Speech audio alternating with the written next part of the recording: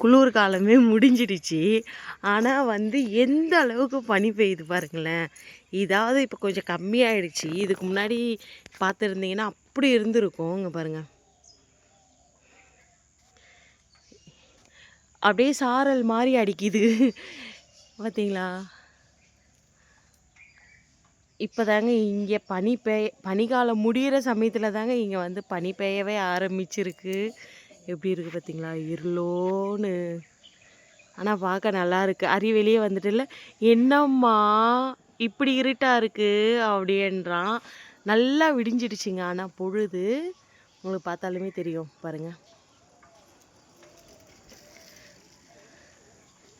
நல்லா விடிஞ்சிடுச்சு பொழுது. விடிஞ்ச பொழுதில் இந்த அளவுக்கு சில்லுன்னு இருக்குது கிளைமேட்டு. ஆனால் சூப்பராக இருக்குது பார்க்குறதுக்கே.